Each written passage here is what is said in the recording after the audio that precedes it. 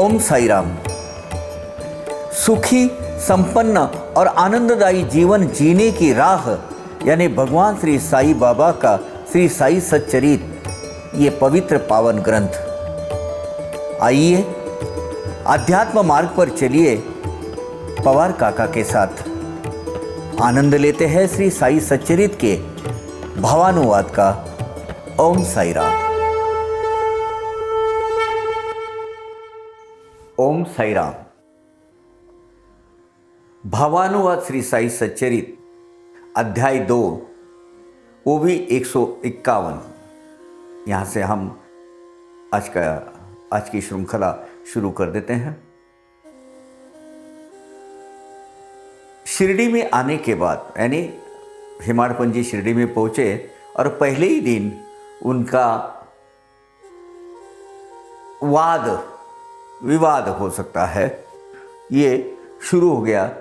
श्री बाला साहेब भाटे मामलेदार उस वक्त वहाँ अपना सब बाबा की भक्ति में प्रेरित होकर सर्वार्थ से कार्यमुक्त होकर वो सहकुटुंब शिरडी में आके बैठे हुए थे। इनका जिक्र आगे आएगा 33 और 44वें अध्याय में। बाला साहब भाटे, इनके साथ इनकी नोकझोंक होने लगी। विषय ये था कि जीवन में जब अपने कर्म करते ही रहना है तो सद्गुरु की आवश्यकता क्या है।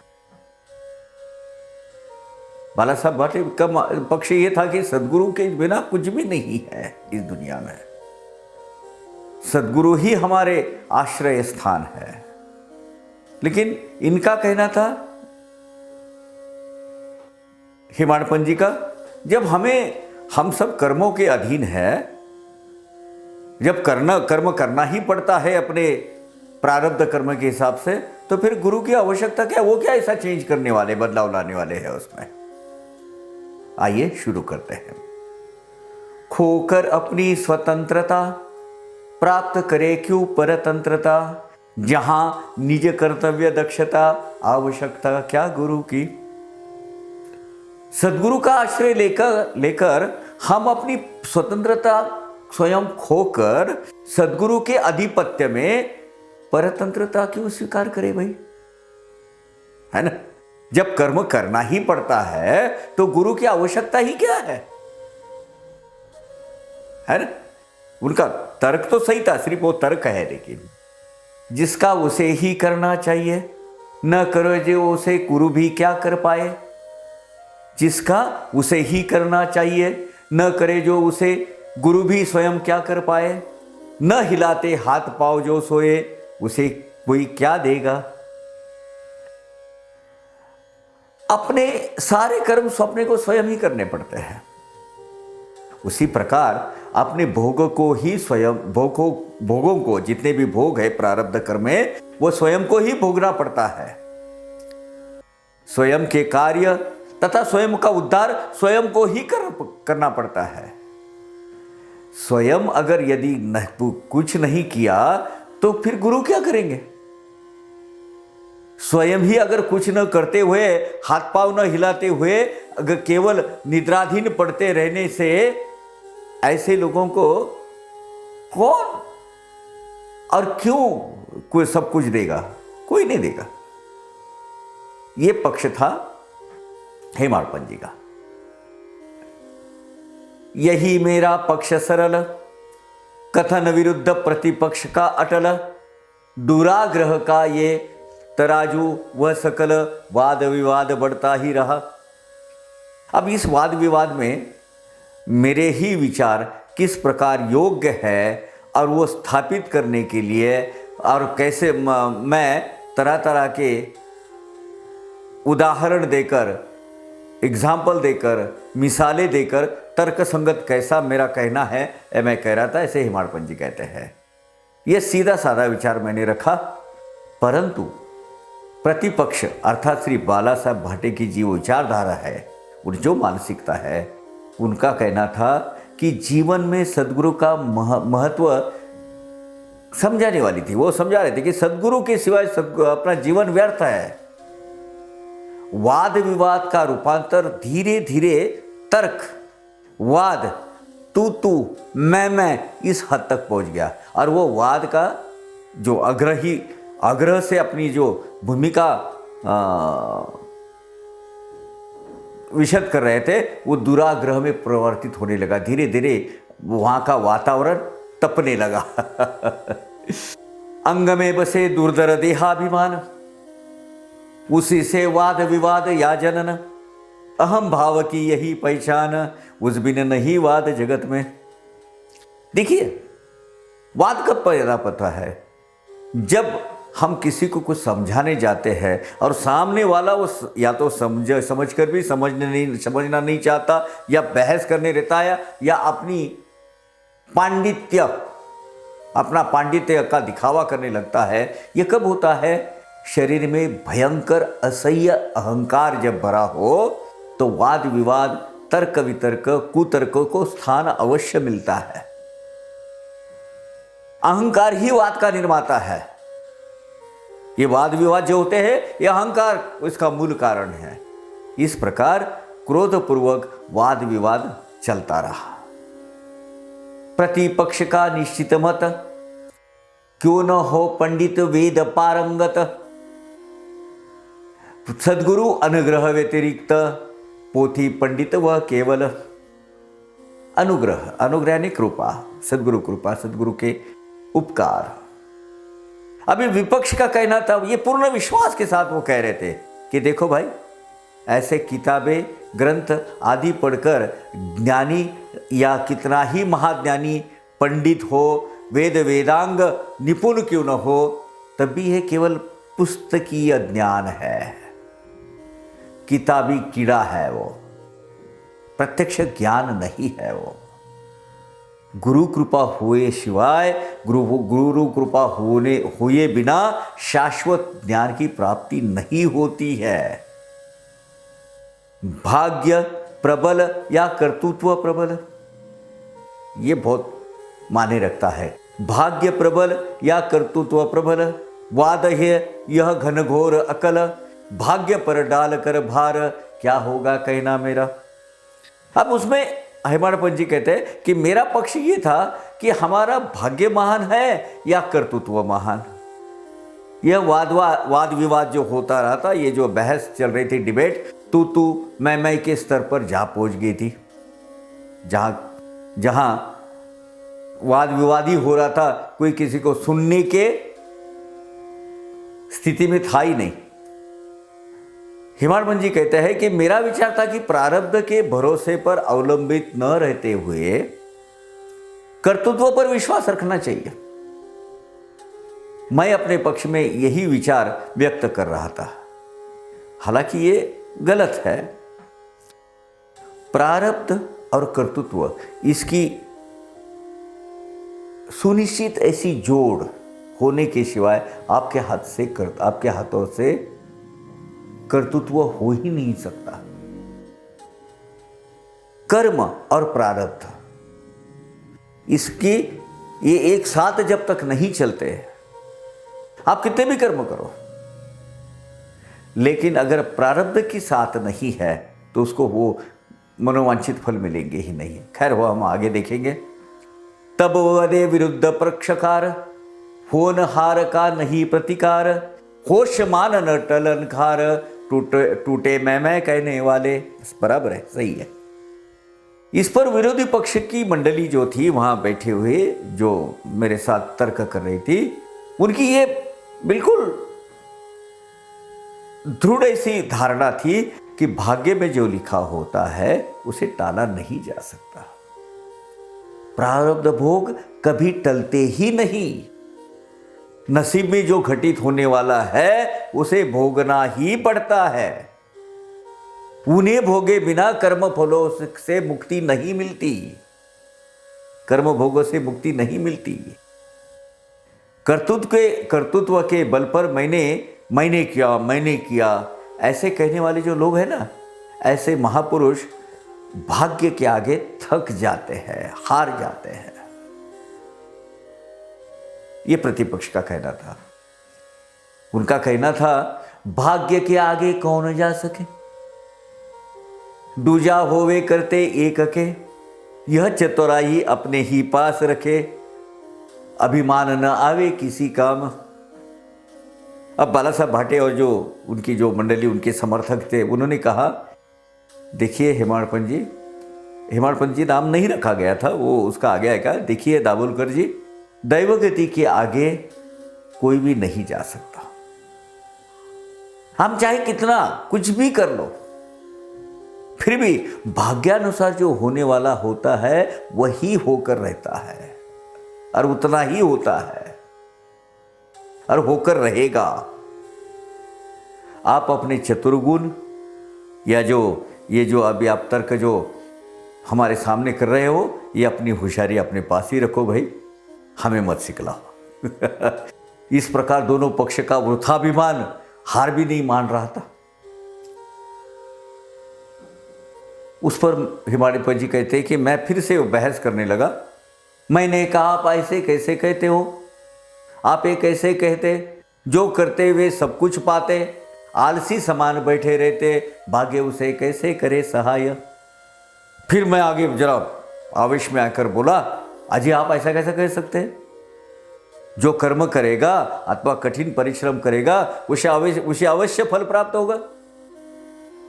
केवल आलस्य धारण कर, निष्क्रिय बनकर अगर कोई बैठने वाला हो तो उसे क्या प्राप्त होने वाला है, उसमें भाग्य भी क्या कर सकता है।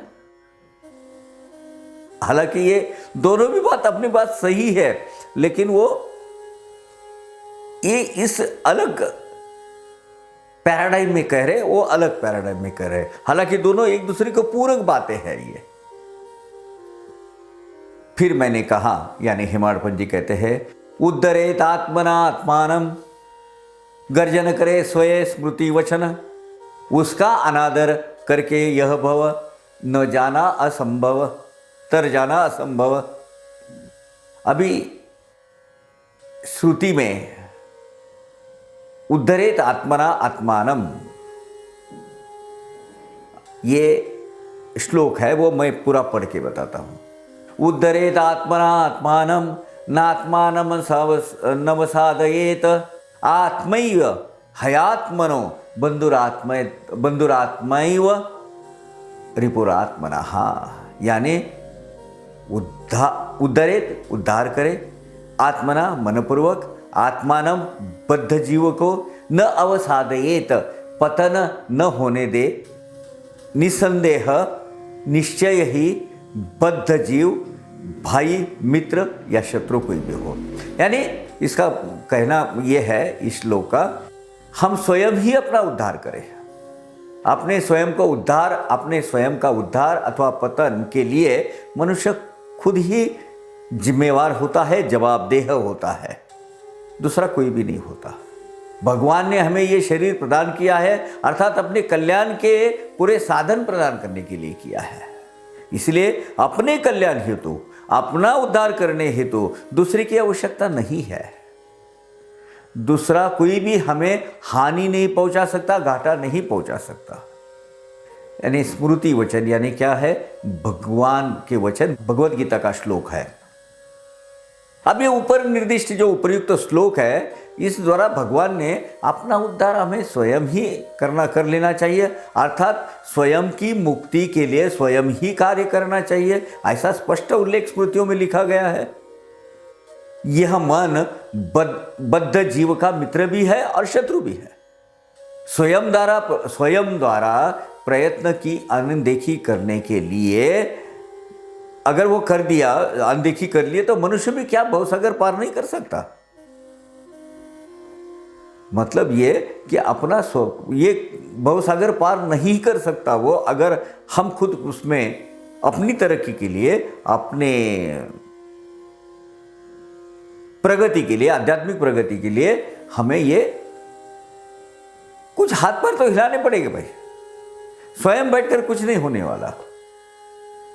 निजस कर्म स्वयं ही करना पड़ता, क्यों कर गुरु के पीछे लगना, स्वयं जागृत रहे बिना गुरु भी क्या करे। अब मेरा पक्ष ये था, हेमाड़पंत जी कहते हैं अपना कर्म स्वयं ही करते रहना चाहिए। फिर अगर स्वयं कर्तृत्व करना है, कर्म करते रहना है, तो गुरु के पीछे भागने की जरूरत क्या है भाई? गुरु के पीछे भागने से क्या आपको साध्य होने वाला है? हम यदि निज कर्तव्य के प्रति जागृत ना रहे तो गुरु का सहयोग भी किस काम आएगा बोलिए? अपनी सत सत विचार बुद्धि, अपना साधन चित्त शुद्धि, त्याग